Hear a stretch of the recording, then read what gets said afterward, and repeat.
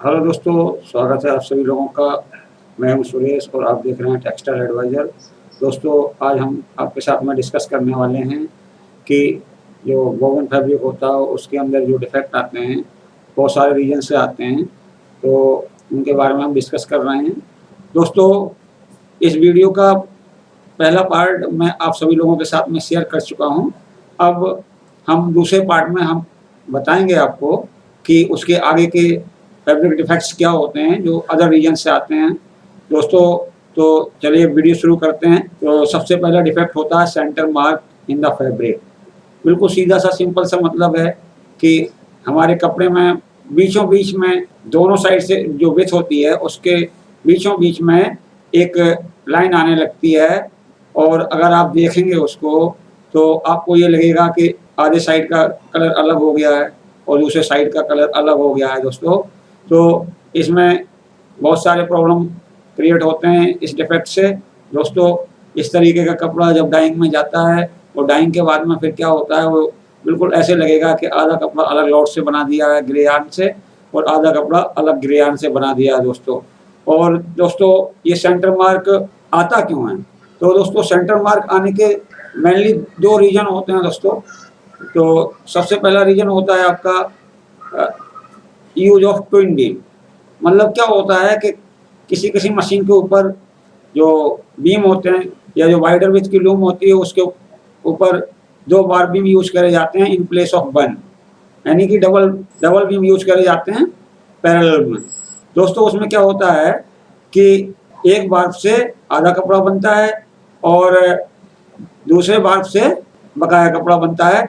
तो उसमें क्या होता है दोस्तों कि जो हमारा टेक्नीशियन होता है वो ऑलमोस्ट दोनों बीमों का टेंशन, बार टेंशन बिल्कुल इक्वल लगता है, बट कभी-कभी क्या होता है कि हमारे बीम के पीछे से मतलब होता है हमारा बार्पिंग से। तो बार्पिंग में जब वो रोलिंग करी जाती है तो रोलिंग के टाइम पे क्या होता है कि जो बाइंडिंग टेंशन होता है वो वेरी कर जाता है। सपोज करिए एक धागे में जो बाइंडिंग टेंशन है 10 केजी दिया और एक धागे में बाइंडिंग टेंशन 9 केजी दे दिया या आपने 8 केजी दे दिया। इसके बाद दोनों बीम को मिला के एक कपड़ा आप बना रहे हैं। तो जब बनाएंगे तो क्या होगा दोस्तों कि वो जो टेंशन का वेरिएशन है वो आपके कपड़े के ऊपर सेंटर मार्क के रूप में रिफ्लेक्ट होगा, और जब यही कपड़ा जब आपका डाइंग में जाएगा और डाइंग में जाने के बाद में फिर क्या होगा दोस्तों, ये अलग-अलग कलर दिखाई देगा। ऐसे लगेगा जैसे कि आपने आधे कपड़े में एक लॉट यूज़ करी है और दूसरे आधे कपड़े में दूसरी लॉट यूज़ करी है दोस्तों। तो ये बहुत सीरियस डिफेक्ट हो जाता है कभी-कभी। तो इस डिफेक्ट के बारे में हमें बहुत केयरफुल रहना पड़ता है। हमेशा हमें जो वार्पिंग के ऊपर जो रोलिंग टेंशन होता है या बीमिंग टेंशन होता है तो उसको दोनों बीमों के ऊपर इक्वल रखना पड़ता है, जिससे कि हमारे लूम के ऊपर कपड़े में टेंशन वेरिएशन ना आए। दूसरा रीज़न और होता है दोस्तों, सपोज करिए आपने एक क्रील लगाई, एक क्रील लगाने के बाद में जब आप बीम बनाते हैं तो क्या होता है कि जब आपका पैकेज बड़ा होता है तो उसमें टेंशन कम पड़ता है, तो वहाँ पे आपके एक बीम में टेंशन कम हो जाएगा वार्पिंग में, और जब दूसरा बीम बनाएंगे तो जैसे-जैसे अनवाइंड होता जाता है, कौन छोटे होते जाते हैं, पैकेज छोटे होते जाते हैं, तो उस टाइम पर भी क्या होगा कि आपका टेंशन बढ़ जाएगा। तो इससे क्या होगा कि एक बीम में कुछ टेंशन हो जाएगा और दूसरे बीम में कुछ टेंशन हो जाएगा, मतलब टेंशन वेरिएशन आ जाएगा। तो वो टेंशन वेरिएशन होता है जो हमेशा आपके कपड़े पर रिफ्लेक्ट होगा और आपको सेंटर मार्क दिखाई देगा दोस्तों। तो अब इस प्रॉब्लम से बचने के लिए हमें क्या करना चाहिए दोस्तों? इस प्रॉब्लम से बचने के लिए हमें चाहिए कि अगर हम वाइडर विड्थ का कपड़ा बना रहे हैं तो हमें चाहिए कि इसको कोशिश करें कि हम ऐसी लूम पे बनाएँ जिसमें सिंगल बैरल बीम हो। तो अगर सिंगल बैरल बीम होगा तो आपके कपड़े पे सेंटर मार्क नहीं आएँगे दोस्तों। दोस्तों, दूसरा रीज़न होता है कि जो हम फील्ड फ्रेम के ऊपर सेंटर सपोर्ट यूज़ करते हैं वाइडर विड्थ की लूम के ऊपर, तो उसमें कभी-कभी क्या होता है कि हम जो सेंटर सपोर्ट लगाते हैं वो अपने प्लेस पे सही नहीं लग पाते हैं। सही ना लगने से मेरा मतलब है कि जो रीड का सेंटर, जितनी आपने ड्राइंग करी है उसका आपने सेंटर निकाला, तो आपने आधे धागे सेंटर के लेफ्ट में कर दिए, आधे राइट में कर दिए, तो वहाँ पे आप सेंटर सपोर्ट लगा रहे हैं। बट क्या है कि आपका जो सेंटर सपोर्ट है वो फ्रेम के सेंटर में नहीं आ रहा है, तो क्या होगा दोस्तों, कुछ धागे आपके सेंटर सपोर्ट से रगड़ के चलेंगे, वो दूसरी डायरेक्शन में दबने लगेंगे। तो दबने से क्या होगा, आपके कपड़े में एक सेंटर मार्क आने लगेगा।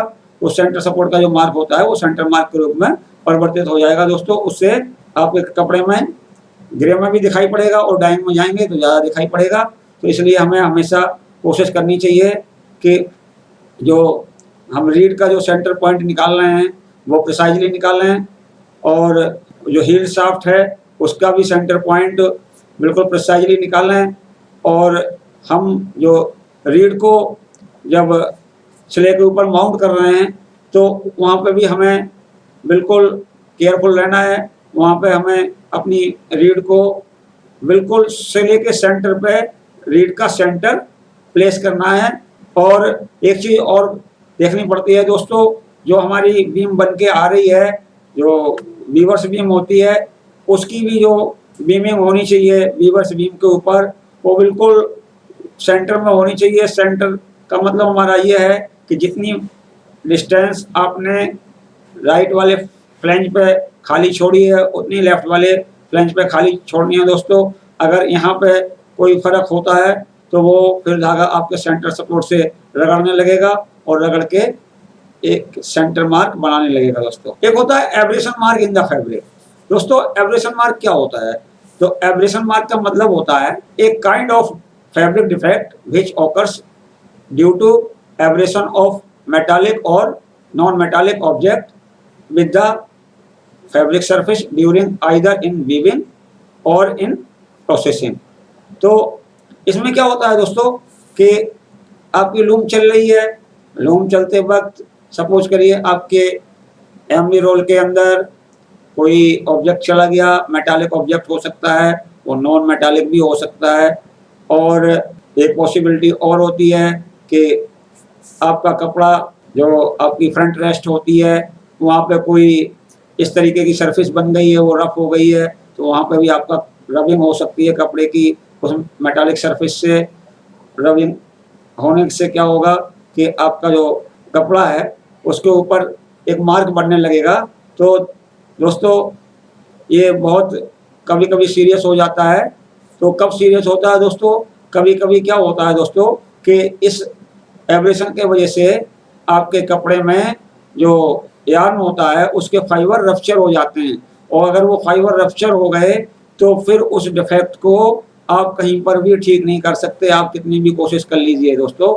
जब आप डाइंग में जाएंगे और डाइंग होने के बाद कपड़े को देखेंगे तो वहाँ पे आपको क्लियरली दिखाई देगा कि यहाँ पे जो शेड है वो वेरी कर रहा है, जहाँ पे आपका रबिंग मार्क आया है या एब्रेशन मार्क आया है दोस्तों। कुछ कारण मैं बता रहा हूँ आपको क्या होते हैं एब्रेशन मार्क आने के। पहला कारण होता है दोस्तों कि यदि आप वार्प बीम को ट्रांसपोर्ट करके वार्पिंग डिपार्टमेंट से लूम डिपार्टमेंट में ला रहे हो और उसको आप लूम पे लोड कर रहे हो, तो लूम पे लोड करते वक्त या ट्रांसपोर्टेशन के दौरान अगर आपका बीम किसी मेटालिक या नॉन मेटालिक ऑब्जेक्ट से टकरा जाता है, अगर थोड़ा बहुत टकराएगा, कम टकराएगा, तो वहाँ पे यार्न रप्चर नहीं होगा, फाइबर रप्चर नहीं होंगे।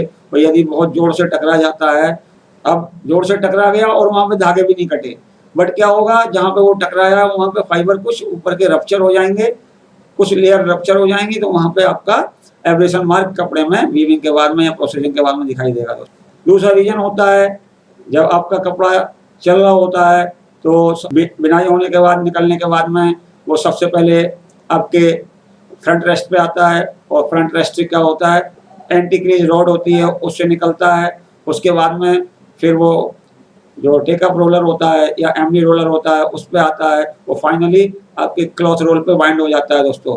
तो अब सपोज करिए कि आपके जो फ्रंट रेस्ट है उसके ऊपर कोई रफ सरफेस बन गई, या एंटी क्रीज रॉड है उसके ऊपर रफ सरफेस बन गई है, तो जब कपड़ा निकल के बाहर आएगा तो वो रप्चर कर सकता है, और रप्चर करने से क्या होगा आपका एब्रेशन मार्क क्रिएट हो जाएगा दोस्तों। एक चीज़ और होती है दोस्तों, ये जो एब्रेशन मार्क होता है, अगर आपकी जो एंटी क्रीज रॉड है वो बहुत बार क्या होता है कि वो दो पीस में होती है, दो पीस को जोड़ के बनाई जाती है। जब दो पीस को जोड़ के बनाते हैं तो जो जहाँ पे जॉइंट होता है वहाँ पे अगर आपका जॉइंट सही नहीं है या जॉइंट में गैप है या जॉइंट ओवर है, उसकी एंटी क्रीज रॉड की सरफेस से ऊपर है, तो क्या होगा दोस्तों, वहाँ पे एब्रेशन होगा और एब्रेशन होने से आपके कपड़े में एब्रेशन मार्क आ जाएगा दोस्तों। तो दोस्तों आपको इन तीनों चीज़ों को चेक करते रहना चाहिए। अगर आपका एब्रेशन मार्क आ रहा है तो आप फ्रंट रेस्ट को चेक करेंगे, जहाँ पे भी आ रहा है उसी प्लेस पे आप फ्रंट रेस्ट को चेक करेंगे। और सपोज करिए आपको चेक करने पे कुछ नहीं लग रहा है, फिर भी आ रहा है, तो हो सकता है वो विजिबल ना हो रहा हो, तो आप क्या करेंगे, एक फाइन एमरी पेपर लेंगे, उससे आप अपने फ्रंट रेस्ट को उस जगह पर रब कर देंगे। तो रब करने से क्या होगा कि वो चिकना हो जाएगा, स्मूथ हो जाएगा। और आपकी अगर एंटी क्रीज रॉड पर भी कोई इस तरीके का निशान है या रफ पैचेज हैं, तो उस पर आप साफ कर सकते हैं। या आपके एमरी रोलर के अंदर कुछ चला गया है, तो चले जाने से वो आ रहा है, तो वहाँ पे भी आप चेक करेंगे। तो इस तरीके से क्या होता है दोस्तों, आपका जो एब्रेशन मार्क आ रहा है उसको आप सही कर सकते हैं दोस्तों। दोस्तों एक चीज़ और होती है, यदि आपके एमरी रोलर और फैब्रिक के बीच में कोई स्लीपेज है, अगर स्लीपेज होगी तो जो एमरी है वो कपड़े के ऊपर मार्क करेगी, वो फाइबर को रप्चर करेगी, तो उससे भी आपके कपड़े पर एमरी के निशान आएंगे, मतलब एब्रेशन मार्क आ जाएगा दोस्तों। तो आपको देखना है कि आपकी एमरी कहीं एमरी रोलर पर पर्टिकुलर प्लेस पे खराब तो नहीं हो गई है या पूरी खराब तो नहीं हो गई है, जिससे कि आपके कपड़े में जगह जगह पर एब्रेशन के मार्क आ रहे हैं। यदि आपको लगता है कि आपकी एमरी बॉर्न आउट हो गई है, तो उसको आपको रिप्लेस करना पड़ेगा, जिससे कि आपके कपड़े में एब्रेशन मार्क ना आए। तीसरा होता है ट्रांसपोर्टेशन ऑफ क्लॉथ रोल। दोस्तों अलग अलग मिल में अलग अलग तरीके होते हैं। फैब्रिक का जो रोल होता है उसको लूम डिपार्टमेंट से ग्रे फोल्डिंग डिपार्टमेंट में ले जाने के लिए, तो कोई कोई तो जो अच्छी ट्रॉलियाँ होती हैं तो उनका प्रयोग करता है, कोई लोकली ट्रॉली बनवा लेता है, उनकी हेल्प से जो क्लॉथ रोल होते हैं उनका ट्रांसपोर्ट करता है। तो उसमें होता क्या है दोस्तों कि जब जो ट्रॉली होती है हमारी, जो क्लॉथ रोल ट्रॉली होती है, उसको ले जाते हैं, तो मिलों में क्या होता है, एक ही आदमी ले जाता है। अब सपोज करिए आपका कपड़ा वाइडर विथ का है, अब ट्रॉली तो बहुत थोड़ी जगह को लगभग पौना मीटर या 1 मीटर तक का सपोर्ट रोल को देती है और दोनों तरफ रोल बाहर निकला रहता है। तो जब वो चला रहा होता है तो या तो सही से चल नहीं रही होती है ट्रॉली, तो आपका ट्रॉली इधर उधर जाता है, या उसमें क्लॉथ रोल में झटका लगने से, क्योंकि वो आपका जो क्लॉथ रोल दोनों तरफ निकला हुआ है, तो नीचे की तरफ चला जाता है, नीचे जाएगा तो जमीन में रगड़ेगा, और जमीन में रगड़ेगा तो वहाँ पे भी ये आने की संभावना होती है दोस्तों, आपका एब्रेशन मार्क आ सकता है। तो आपको जो क्लॉथ रोल है उसका ट्रांसपोर्टेशन प्रॉपरली करना है। आपको ध्यान रहे कि आपका कपड़ा किसी भी सरफेस से ना टकराए, ना लूम से टकराए, ना दीवारों से टकराए और ना ज़मीन से टकराए, तो आपके कपड़े में एब्रेशन मार्क नहीं आएंगे दोस्तों। एक रीज़न होता है, जब आपका कपड़ा डाई हो रहा होता है, तो डाई होने के समय पे क्या होता है कि उसकी लोड प्रिपेयर करी जाती है, यानी कि पीसों को एक दूसरे से ज्वाइन किया जाता है। जब ज्वाइन करते हैं तो ज्वाइन करने के बाद में हम उसको एक ट्रॉली में रखते हैं, क्लॉथ रोल ट्रॉली होती है, वो भी बड़ी ट्रॉली होती है। जब उसमें रखते हैं तो उससे भी कपड़े को रगड़ने की संभावना होती है ड्यूरिंग फैब्रिक लोडिंग ऑन जिगर मशीन, या हाइड्रो एक्सट्रैक्टर पे भी आपका कपड़ा रगड़ सकता है, तो आपको ध्यान रखना है। और यदि आपका कपड़ा टम्बलिंग होता है या टम्बल होता है, तो टम्बल में अधिक यदि कोई रफ सरफेस है या कोई एजेज वगैरह है, तो वहाँ से भी आपका कपड़ा रगड़ सकता है और एब्रेशन मार्क क्रिएट कर सकता है दोस्तों। तो हमें इन सब पॉइंट्स का ध्यान रखना है दोस्तों। अगर आप ध्यान रखेंगे तो आपके कपड़े में एब्रेशन मार्क नहीं आएंगे दोस्तों। अब आगे बढ़ते हैं। एक डिफेक्ट होता oil stain, dust and grease mark in the fabric. दोस्तों क्या होते हैं oil mark, stain mark, dust mark और ग्रीस मार्क? ये क्या होते हैं? ये काइंड ऑफ ऑयल और grease mark appearing on the fabric surface of either in gray or dyed fabric due to stain, dust use of lubrication oil or grease in the loom warping machine and sizing machine is termed as oil stain, dust and grease mark in the fabric। तो दोस्तों क्या होता है कि जो हमारी जो textile की मशीनें होती हैं या वीविंग की मशीनें होती हैं, तो उसमें जो हम जब उनको चलाते हैं तो उनमें लुब्रिकेशन की ज़रूरत पड़ती है, ग्रीस भी लगाई जाती है, आपका ऑयल भी लगाया जाता है। तो हम क्या करते हैं, कभी-कभी हम लापरवाह हो जाते हैं, हम प्रॉपर तरीके से ऑयलिंग नहीं करते, ग्रीसिंग नहीं करते। सपोज करिए वहाँ पे थोड़ी सी ग्रीस लगानी थी किसी पार्ट पे, आपने बहुत सारी ग्रीस लगा दी, या जहाँ पे ग्रीस लगी हुई है आपका वो पोर्शन खुला हुआ है, या आपका जो मशीन होती है तो उसमें सेंट्रल लुब्रिकेशन सिस्टम होता है, उससे ऑयल की फीडिंग होती रहती है कंटिन्यूसली, बट वो लीकेज हो रहा है। अब लीकेज होके या तो डायरेक्टली आपके कपड़े में लग गया या बीम में लग गया या इनडायरेक्टली लग गया। डायरेक्टली तो तब लगेगा जब आपका कपड़ा तो उस ऑयल के टच में आ गया, या इनडायरेक्टली कैसे लगेगा, जो आपका ऑपरेटर है उसका हाथ जहाँ पे ग्रीस लगी थी उस पर छू गया, उसने क्या किया, एक कपड़ा उठाया और उससे अपना हाथ पहुँच लिया और फिर धागा बनने लग गया। सेम चीज़ वार्पिंग में होगी। अब क्या होगा कि वीवर को भी क्लियरली पता नहीं लगा कि कैसे चला गया, क्योंकि जो आपकी लूम होती है तो लूम पे वीवर की आंखों के सामने बहुत थोड़ा सा कपड़ा दिखाई देता है, तो मतलब फ्रंट रेस्ट टू एमनी रोलर के बीच में 6 इंच 8 इंच कपड़ा दिखाई देता है। तो उसने धागा भरा, धागा भरने के बाद में दूसरी मशीन पर चला गया, और दूसरी मशीन पर जाने के बाद में वो धागा भरने लग गया, तो वहाँ पे क्या हुआ कि वो जो ब्रोकन एंड उसने भरा था और जो डर्टी हो गया था जिसमें ऑयल लग गया था वो बिनाई हो गया आपके कपड़े में चला गया, उसको पता भी नहीं लगा। जब आप ये कपड़ा इंस्पेक्शन मशीन पे इंस्पेक्ट करेंगे तो पता लगेगा यार इसमें तो ऑयल मार्क आ रहे हैं या ग्रीस मार्क आ रहे हैं, तो फिर आपको प्रॉब्लम हो जाएगी दोस्तों। अब मैं कुछ रीजन बता रहा हूँ दोस्तों आपको, जो आपके कपड़े में ऑयल मार्क और grease mark, stand mark, dust mark वगैरह आते हैं। तो सबसे पहला होता है हैंडलिंग ऑफ द यार्न। तो क्या होता है दोस्तों कि वीविंग मशीन के अंदर जो आपका मटेरियल होता है, यार्न होता है, तो यार्न का जो फ्लो होता है वो बहुत इंपॉर्टेंट होता है। तो जो हमारा धागा आता है कौन फॉर्म में आता है, और कौन फॉर्म में आता है तो सारे कौन होते हैं पहले पॉलीथीन के अंदर पैक करे जाते हैं, उसके बाद में फिर क्या होता है दोस्तों, ये या तो पॉलीप्रोपाइलिन बैग के अंदर पैक करे हुए होते हैं या किसी कोरोगेटेड कार्टन के अंदर पैक किए जाते हैं। तो दोस्तों क्या होता है कि जो हमारा यार्न होता है, सपोज करिए आपकी कंपनी में यार्न आया, और यार्न आने के बाद में आप उसकी अनलोडिंग कर रहे हो। अब अनलोडिंग करने के लिए क्या होता है कि वो जो आपके हेल्पर होते हैं या आपके जो वर्कर होते हैं वो वहाँ पर नेग्लिजेंस दिखा देते हैं। अब उन्होंने जो नेग्लिजेंस दिखाई है उसमें क्या करा, उन्होंने ऊपर से गाड़ी भरी हुई है, आपकी ट्रक भरा हुआ है, ऊपर से कार्टन गिराने शुरू कर दिए, बोरे गिराने शुरू कर दिए। तो क्या होगा, आपके कार्टन फट गए, बोरे फट गए। उन्होंने ये भी नहीं देखा कि ये जो नीचे जहाँ पे हम कार्टन गिरा रहे हैं या बोरे गिरा रहे हैं तो वो जगह क्या है, गंदी है। तो अब आपका कोन नीचे गिरा, यदि आपका कोन पॉलीथीन में पैक नहीं है, कार्टन फटने से आपका कोन तो नीचे गिर गया जमीन में, और वो जमीन गंदी है। जमीन तो गंदी रहती है, कई लोग आते हैं जाते हैं, कोई कहीं से निकल रहा है, किसी के पैरों में ग्रीस लगी हो सकती है, मिट्टी लगी सकती है, तो वो कौन वहाँ पे गिर गया। अब उसमें डस्ट लग सकता है, स्टेन लग सकता है, ऑयल भी लग सकता है, कुछ भी लग सकता है। तो वो यार्न से जब आप धागा बनाएंगे तो क्लियर सी बात है कि आपके कपड़े के अंदर oil mark, grease mark, stain mark, dust mark आएंगे ही आएंगे।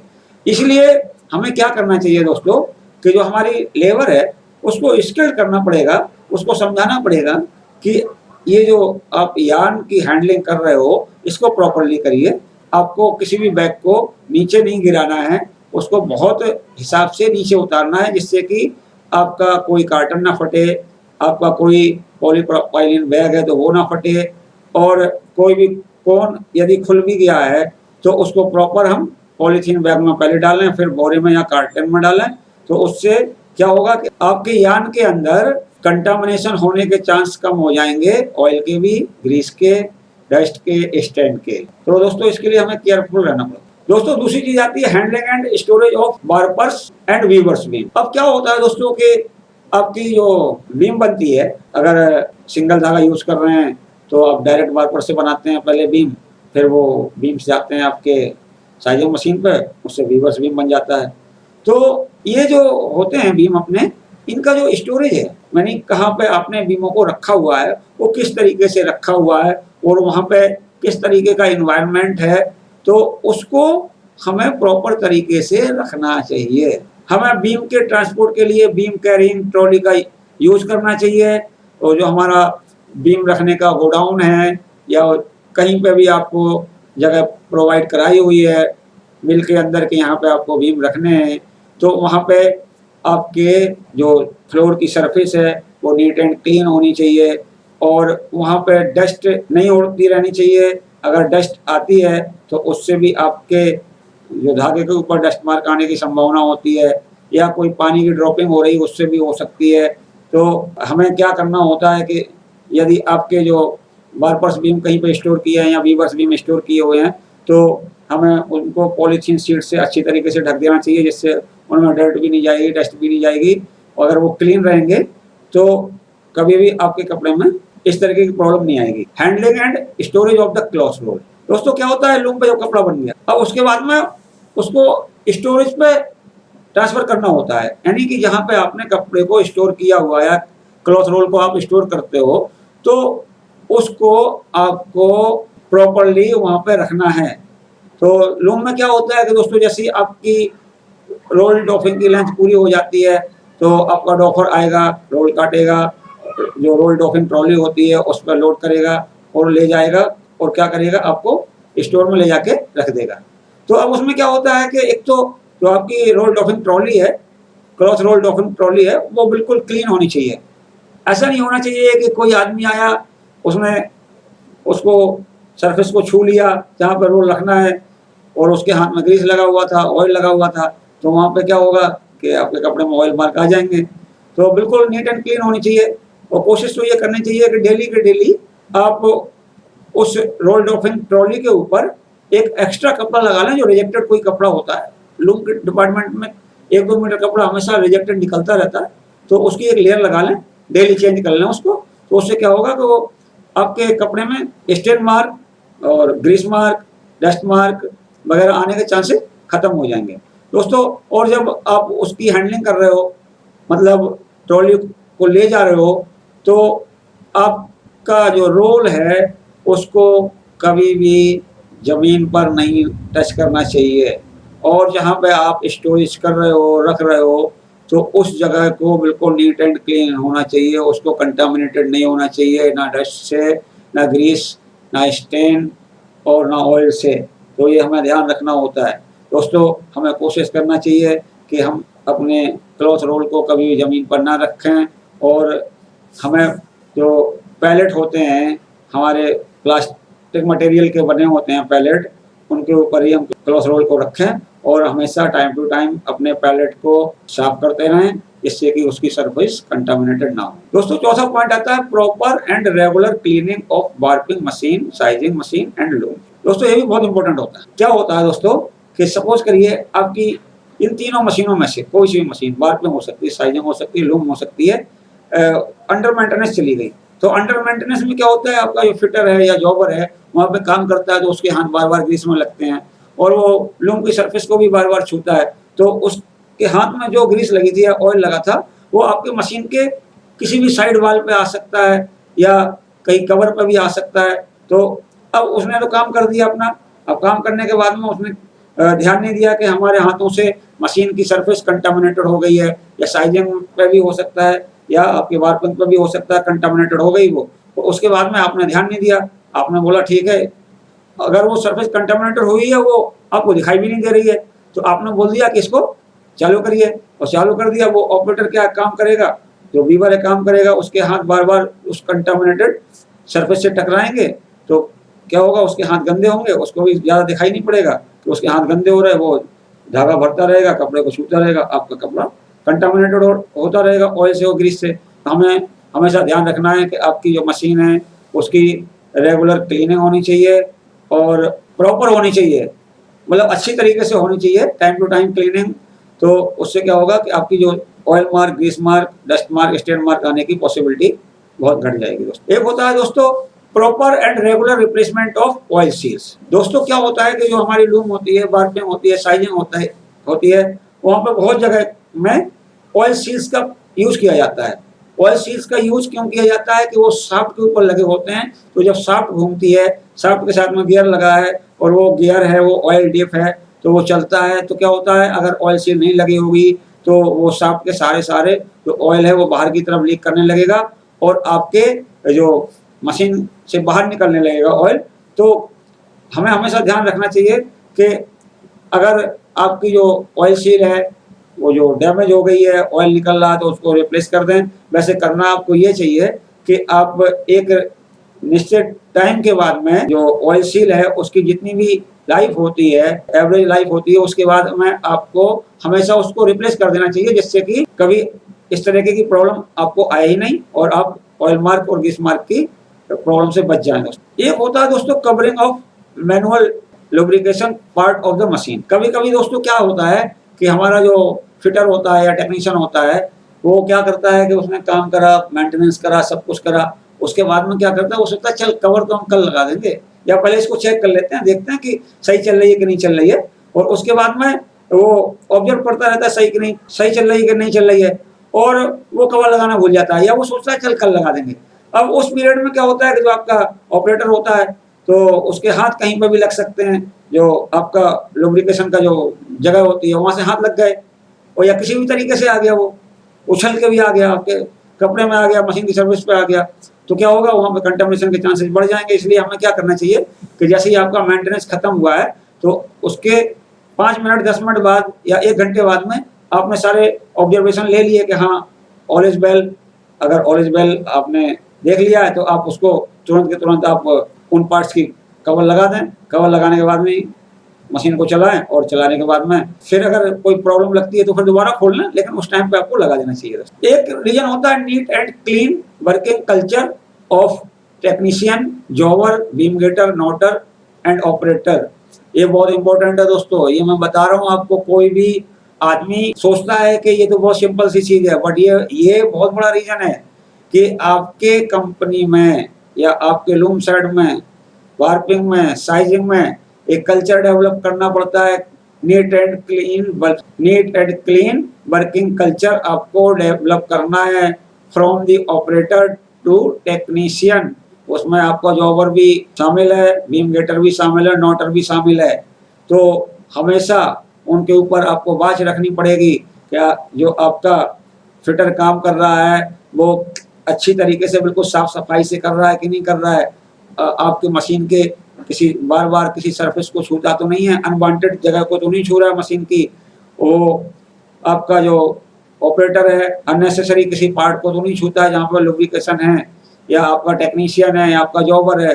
तो यदि वो आपका जॉबर, टेक्नीशियन, बीम गेटर, नोटर अपने दिमाग में बिठा लेगा कि हमें सबसे पहले तो अपनी मशीन को नीट एंड क्लीन रखना है, अपने हाथों को हमेशा, अगर हम किसी भी मशीन की ऐसी सरफेस को टच कर रहे हैं जहाँ से ऑपरेटर के हाथ कंटामिनेटेड हो सकते हैं या फैब्रिक कंटामिनेटेड हो सकता है ऑयल से, ग्रीस से या स्टेन डस्ट से, तो उसको ध्यान रखना है कि वो ऐसी सरफेस को टच ना करे और आपका जो डिपार्टमेंट है उसका हमेशा जो एटमॉस्फेयर है वो नीट एंड क्लीन रहे दोस्तों।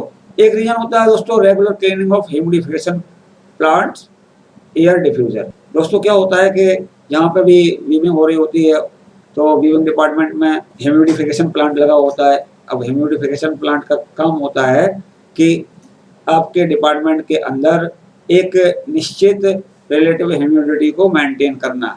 तो क्या होता है दोस्तों कि जो आपकी जो सप्लाई एयर होती है तो बाहर से जो ले रहा होता है तो उसके साथ में डस्ट भी आती है, और डस्ट आई, डस्ट पार्टिकल वो पानी के साथ में मिक्स होके वो एयर के साथ में जो आपकी डक्ट है उसमें आए और डक्ट से डिफ्यूजर में आ गए, और वहीं पे सस्पेंडेड बने रहते हैं, लटके रहते हैं वहाँ पे। तो दोस्तों क्या होता है एक सिचुएशन ऐसी आती है कि वहाँ पे बहुत सारे जो डस्ट के पार्टिकल और भी गंदगी वहाँ पे डिपोजिट हो जाती है।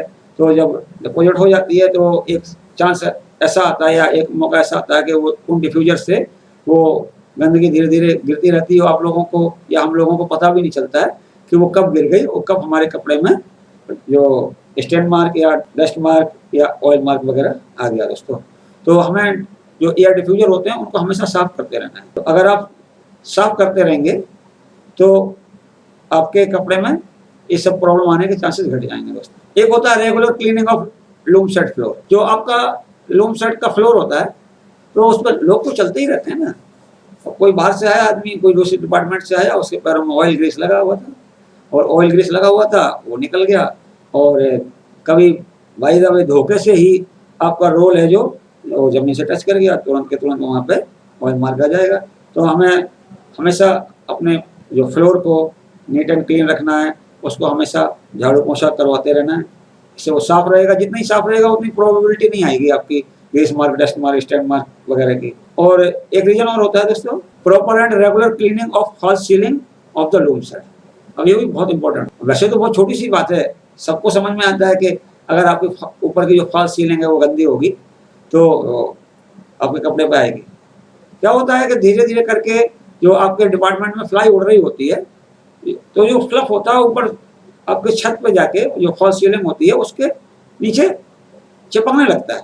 और एक सिचुएशन ऐसी आती है कि धीरे धीरे करके वो ड्रॉप होने लगता है और आपके लूम साइड में कोई पिलर वगैरह होते हैं वहाँ पे भी डिपोजिट होने लगता है। तो उसमें होगा क्या कि एक ज़्यादा डिपोजिशन होने के बाद वो नीचे गिरने लगेगा।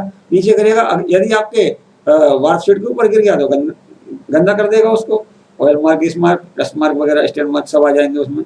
तो इसलिए हमें बहुत केयरफुल रहना पड़ता है और time to time regular base पे एक डेफिनेट टाइम ऑफ इंटरवल के बाद में आपको फॉल्स सीलिंग होती है उसको हमेशा क्लीन करवाते रहना चाहिए, जिससे कि ये प्रॉब्लम क्रिएट ना हो। दोस्तों अब आगे बढ़ते हैं। एक डिफेक्ट होता है water mark in the cotton and cellulosic fabric. अब दोस्तों ये वाटर मार्क क्या होता है, पहले तो मैं बता दूं आपको, ये वाटर मार्क होता है बहुत सीरियस प्रॉब्लम होती है। और ये आता कैसे, कारण इसका ये होता है कि जब आपका जो ट्रांसपोर्टेशन हो रहा होता है कपड़े का, या आप वेयर हाउसिंग करते हैं, स्टोर करते हैं कहीं पे, चाहे डाइंग में करें चाहे वीविंग में करें, तो वहाँ पे क्या होता है कि वहाँ पे जो आपका कपड़ा होता है रेन वाटर के कांटेक्ट में आ जाता है और किसी भी वाटर के कांटेक्ट में आ सकता है। मान लीजिए किसी ने लापरवाही में फेंक दिया पानी और उसमें पानी चला गया, तो क्या होगा कि आपके कपड़े के ऊपर वो वाटर मार्क के निशान पड़ जाएंगे दोस्तों। अब होता क्या है दोस्तों कि अगर आपके कपड़े के ऊपर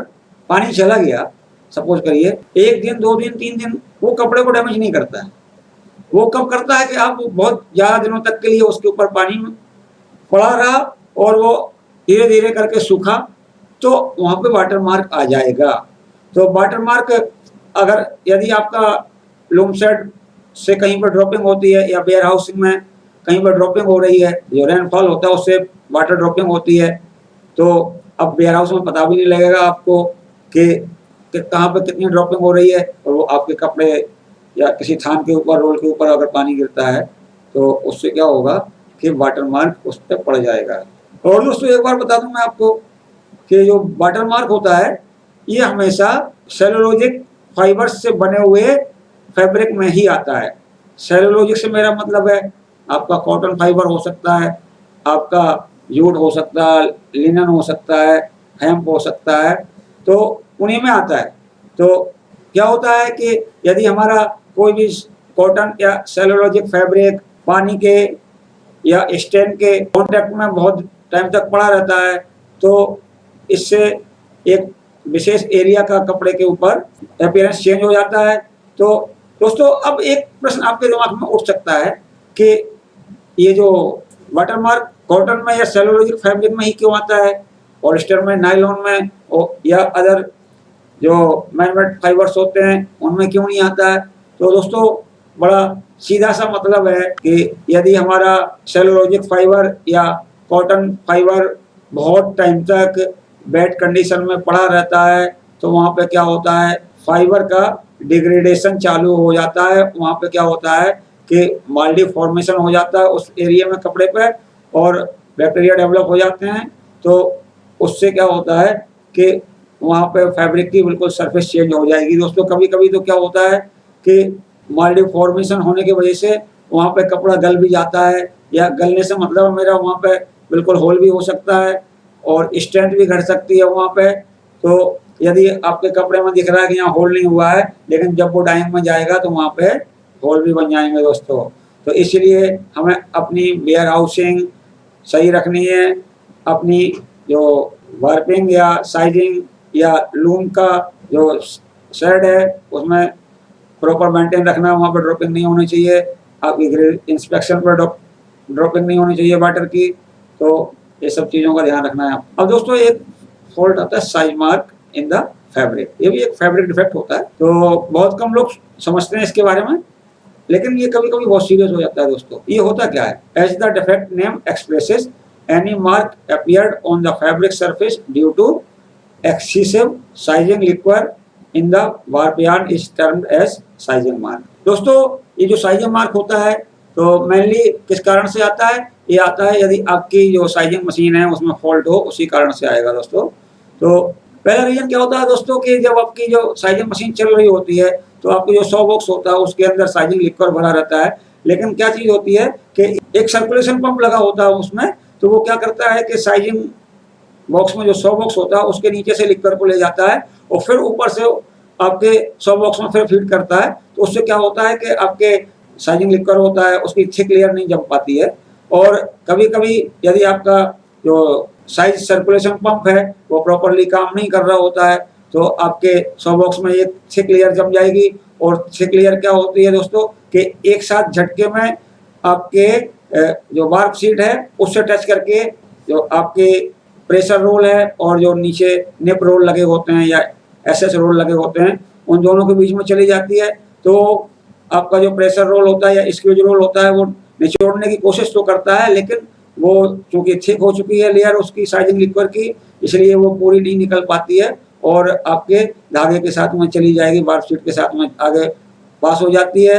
जब पास हो जाएगी तो क्या होगा, जो लूम पर जाएगी तो एक वेफ्ट वाइज एक मार्क दिखाई देगा और बीटिंग के दौरान आपके कपड़े में जो वार्प के धागे हैं उनका जो प्लेसमेंट है वो बदल जाता है। कहीं कहीं पर तो कभी कभी कपड़े में होल भी होने लगते हैं उतने पर्टिकुलर प्लेस के ऊपर, तो वहाँ से कपड़ा जब कटेबल हो जाता है, मतलब उसको आप सही नहीं कर सकते। दोस्तों एक रीजन और होता है दोस्तों कि आप अपनी साइजिंग मशीन को चला रहे हैं, बहुत दिनों तक चलाने के बाद में क्या होता है दोस्तों कि आपका जो स्क्यूजिंग रोल है उसके ऊपर जो रबर कोटिंग होती है वो धीरे धीरे करके उसकी हार्डनेस चेंज हो जाती है।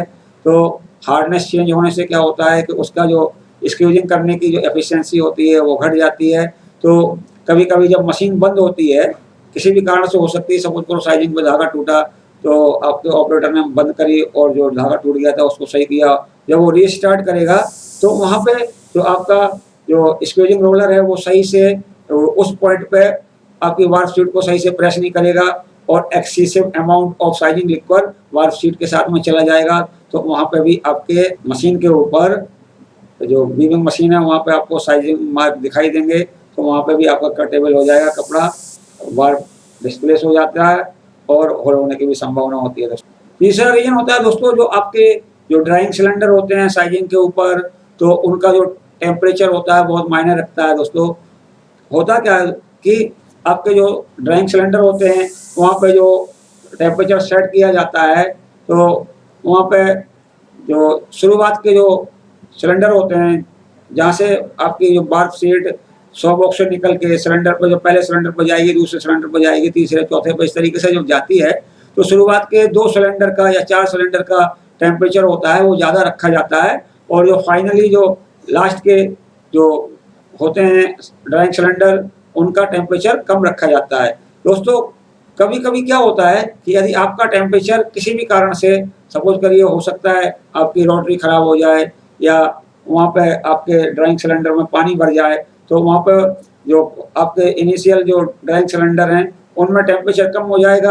कम होने पे क्या होगा, वो सुखा तो रहा लेकिन धीरे धीरे उसकी जो ड्राइंग सिलेंडर की जो सरफेस है उसके ऊपर एक लेयर डिपॉजिट होती जा रही है साइजिंग लिक्विड की। लेकिन कुछ टाइम के बाद में एक टाइम ऐसा आएगा कि वो जो लेयर जमा हुई थी वो एकदम से आपके वार्प शीट के ऊपर चिपक के झटके में वो चली जाएगी।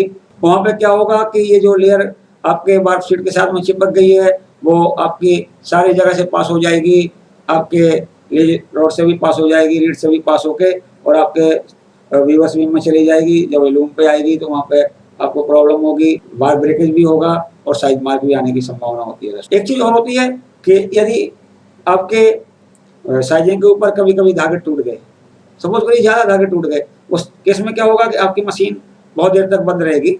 तो अगर बहुत देर तक बंद रहेगी और उसके बाद में रिस्टार्ट करोगे मशीन को, तो वहाँ पे साइज मार्क आने की पूरी संभावना होती है। तो इसलिए ऑपरेटर को क्या क्या करना चाहिए कि यदि वो अपना डिफेक्ट सही भी कर रहा है या किन्हीं धागों को भर भी रहा है, तो वहाँ पे उसको चाहिए कि आप अपनी मशीन को थोड़ा-थोड़ा 2-4 इंच या 5-6 इंच मशीन को मूव कर लें, फिर आप काम करें, फिर 2-4-5 मिनट बाद में फिर थोड़ा-सा मूव कर लें, फिर काम करें, तो इससे जो साइज मार्क है वो नहीं आएंगे आप। दोस्तों अब आगे बढ़ते हैं। एक डिफेक्ट होता है reed mark in the fabric और dent mark in the fabric. दोस्तों क्या होता है reed mark? Any uneven gap appeared between two adjacent bar and is termed as reed mark in the fabric. मतलब सीधा सा है कि यदि आपके कपड़े के अंदर दो एडजेसेंट एंड के बीच में अनइवन गैप आ रहा है, तो उसको हम बोलते हैं रीड मार्क। मैं आपको बताता हूँ कि जो रीड होती है उसका क्या रोल होता है। तो रीड के जो फंक्शन होते हैं, वो सबसे पहला काम तो होता है उसका हीटिंग मोशन। दूसरा होता है कि बार के धागों को बिल्कुल पैरेलल रखना, उनको जो एंड टू एंड जो गैप है उसको बिल्कुल इवन बनाए रखना, और जो एंड टू एंड गैप है उसको हमेशा मेंटेन रखना। तो दोस्तों वो क्या होता है कि आपकी जो मशीन चल रही है, तो लूम के ऊपर ऑपरेटर की गलती से या कोई बाहर से ऑब्जेक्ट आके गिर जाता, उससे वो यदि रीड डैमेज हो जाए, उसका डेंट डैमेज हो जाता है, या आपका कपड़ा भारी है, आपकी रीड की क्वालिटी अच्छी नहीं है, तो कोई डेंट लूज हो सकता है। तो वहाँ से क्या होगा कि जो आपका जो gap dents to dent gap है वो घट जाएगा, बढ़ जाएगा। तो अगर घट गया या बढ़ गया तो वहाँ पे आपको रीड मार्क दिखाई देगा दोस्तों। अब रीड मार्क बहुत सीरियस प्रॉब्लम हो जाती है कभी-कभी। दोस्तों एक रीज़न और होता है कि यदि आप रीड को 2 पीस में यूज़ कर रहे हैं, तो वहाँ पे जो डेंट होता है उसको मिलाना, बिल्कुल इक्वल डिस्टेंस बनाना जॉइंट की कभी-कभी बहुत डिफ़िकल्ट हो जाता है, सही नहीं मिल पा रहा, या जो आपका जो जॉइंट है वो बीटिंग के टाइम पे पोजीशन चेंज कर रहा है, या आपका लूज डेंट भी होता है, वो बीटिंग के टाइम पे पोजीशन चेंज करता है, तो तब भी आपके कपड़े में जो है डेंट मार्क आएगा या रीड मार्क आ जाता है। तो दोस्तों इसके लिए क्या करना पड़ेगा हमें कि जो हमारा ऑपरेटर होता है, वीवर होता है, उसको जो धागा भरने के लिए हील्ड हुक देना है, तो उसको बहुत फ्लेक्सिबल स्ट्रिप का या फ्लेक्सिबल पत्ती का बहुत फाइन क्वालिटी का हील्ड हुक देना है, जिससे कि वो अपनी रीड को डैमेज ना करे।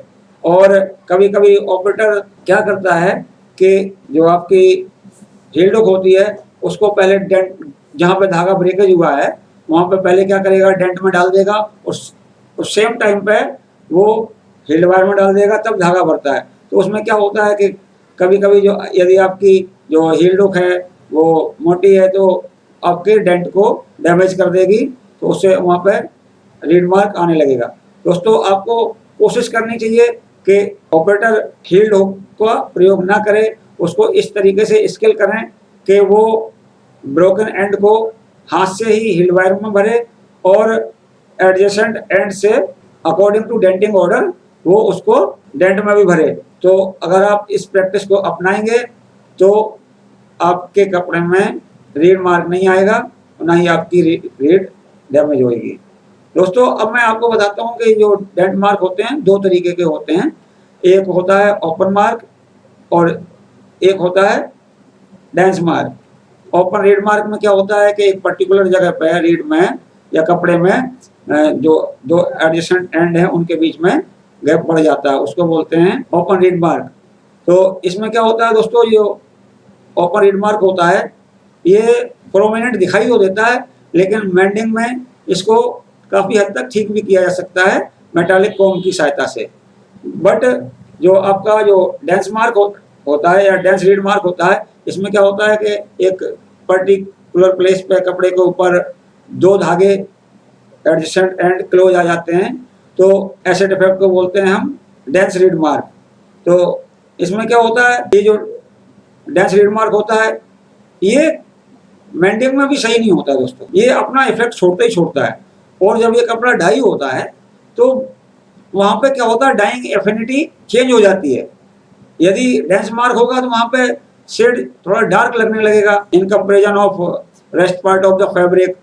और ओपन मार्क होता है तो वहां पे ऐसा नहीं होता, वहां पे सिर्फ एक लाइन दिखाई देगी, उसको तो आप कॉम्ब की सहायता से मेंड भी कर सकते हो, लेकिन डेंस मार्क में बहुत प्रॉब्लम होती है, वो कपड़ा रिजेक्ट हो सकता है। दोस्तों एक चीज और बताता हूँ मैं आपको कि बहुत से लोग ये कहते हैं कि जो यार कपड़े की प्रिंटिंग ही तो होनी है, इसमें क्या है कि ये तो प्रिंटिंग में छिप जाएगा, दिखाई नहीं देगा ये रीड मार्क। तो मैं उन लोगों को सबको बताना चाहता हूँ कि जब आपका कपड़ा कहीं पर भी, आप ध्यान रखना इस बात का कि आप अपने कपड़े पर जो डिजाइन प्रिंट करने जा रहे हैं वो फुल ग्लॉस प्रिंटिंग है। फुल ग्लॉस प्रिंटिंग का मतलब मेरा ये है कि उसका जो ग्राउंड है वो भी पिगमेंट से ही प्रिंट हो रहा है। तो जब आपका जो ग्राउंड पिगमेंट से प्रिंट होगा या फुल ग्लॉस प्रिंट होगा, तो यदि आपके कपड़े में कहीं पे भी रीड मार्क है तो रीड मार्क का सीधा सीधा निशान आपके कपड़े पे प्रिंटिंग के बाद में दिखाई देगा। आप इस मुगालते में कतई नहीं रहें कि ये प्रिंटिंग के बाद में ये डिफेक्ट डिसअपियर हो जाएगा, वो और ज़्यादा प्रोमिनेंट हो जाएगा आपके कपड़े में। तो आपको हमेशा ध्यान रखना है दोस्तों। अब आगे बढ़ते हैं दोस्तों। एक डिफेक्ट होता है temple mark in the woven fabric. क्या होता है दोस्तों temple mark? As the defect name expresses the defect appearing in the fabric due to a temple is called temple mark. मतलब सीधा सा कि आपके कपड़े में यदि टेम्पल के वजह से कोई मार्क आ रहा, कोई निशान आ रहा, तो उस डिफेक्ट को बोलेंगे temple mark in the fabric. तो दोस्तों देखिए यहाँ पे भी मैंने आपको एक पिक्चर के माध्यम से दिखाया हुआ है। ये देखिए दोस्तों, ये क्या है, ये रिंग के वजह से, ये जो रिंग है इसके वजह से यहाँ पे लाइन बन जा रही है, ये गैप बढ़ जा रहा है। यहाँ पे धागे ये इधर चले गए, इधर चले गए, ये बन गया। जहाँ पे हमने एरो मार्क किया ये आ रहा है, देखो ये दिख रहा है, यहाँ पर क्लियर विजिबल है, यहाँ पे भी विजिबल है। तो ये क्या है, टेम्पल मार्क आ रहा है दोस्तों। अब दोस्तों मैं सबसे पहले आपको बताता हूँ कि टेम्पल की लूम में जरूरत क्या होती है। दोस्तों टेम्पल का रोल होता है, जब आपका कपड़ा चलता है लूम के ऊपर तो बार के ऊपर क्या होता है, एक टेंशन होता है, एक रिक्वायर्ड मिनिमम रिक्वायर्ड टेंशन होता है। तो जब वेफ्ट का धागा इंसर्ट होता है उसके बाद जब बीटिंग होती है तो ड्यू टू वार्प टेंशन वो अपना कपड़ा होता है जो श्रिंक करता है। तो जब श्रिंक करता है तो क्या होता है, रीड के एजेस के ऊपर, मतलब सेलवेज के एजेस के ऊपर दोनों साइड में जो सेलवेज के एंड होते हैं तो उनका और जो डेंट होता है रीड का, उसके साथ में जो एंगल होता है वो बदल जाता है। डेंट का और धागे का बीच का जो एंगल होना चाहिए वो 90 डिग्री होना चाहिए, बट क्या होता है वो कभी भी होता नहीं है, वो आदर्श पोजीशन नहीं बनती, आइडियल पोजीशन कभी आती नहीं है। वो आइडियल पोजीशन तभी आती है जब आप कोई कोर्स वेफ्ट काउंट चला रहे हो तो बन सकती है, बट वो भी बहुत कम बनती है दोस्तों। तो क्या होता है कि जो उसका एंगल होता है धागे का, वो वहां पे क्या होता है, घट जाता है। जब वो घट जाएगा एंगल तो जो सेलवेज के एंड्स होते हैं उनका एब्रेशन होता है रीड के डेंट से। जब रीड के डेंट से एब्रेशन होता है तो वो धागे टूटने लगते हैं, आपको प्रॉब्लम हो जाएगी, तो वो फिर आपकी मशीन को नहीं चलने देगा। तो इसलिए दोस्तों टेम्पल लगाए जाते हैं लूम पर, दोनों साइड में लगाए जाते हैं।